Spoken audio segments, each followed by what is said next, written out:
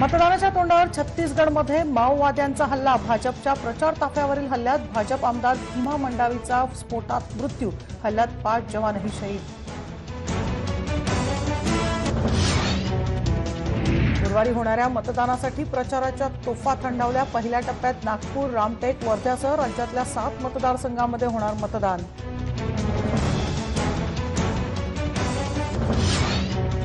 मतदानाच्या पार्श्वभूमीवर नागपूर जिल्ह्यात कलम 144 लागू। मतदान प्रक्रिया सुरळीत पार पाडण्यासाठी आणि कायदा सुव्यवस्था चोख करण्यासाठी उपाय योजल्याची निवडणूक अधिकाऱ्यांची माहिती।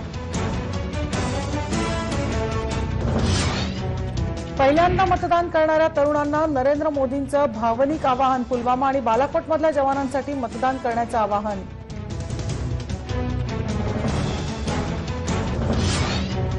चौथ्या टप्प्यातल्या मतदानासाठी अर्ज भरण्याच्या शेवटच्या दिवशी उमेदवारांचं शक्ती प्रदर्शन। मावळ, शिरूर, धुळे, मुंबई, भिवंडीमध्ये ठळक उमेदवारांनी अर्ज भरले।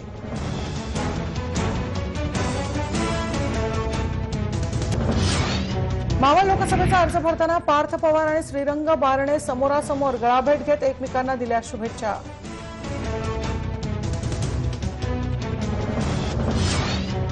सात वर्षांच्या राजकारणात 100 एकर जमीन गेली अन लोक तोडपाणीचे आरोप करतात। धनंजय मुंडेंचा पंकजा मुंडेंना प्रत्युत्तर।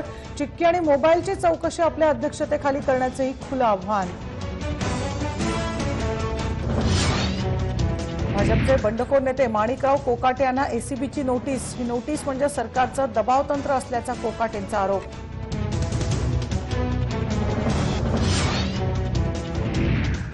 लोणावळ्याच्या पवना धरणामध्ये बुडून 2 तरुणांचा मृत्यू। मराठवाड्यातून फिरण्यासाठी आलेल्या सुजित घुले आणि रोहित कोणगिरेंवर काळाचा घाला।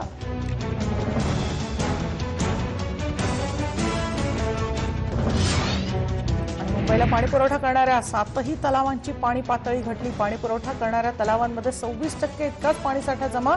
मुंबईकरांना जपून पाणी वापरण्याचं आवाहन।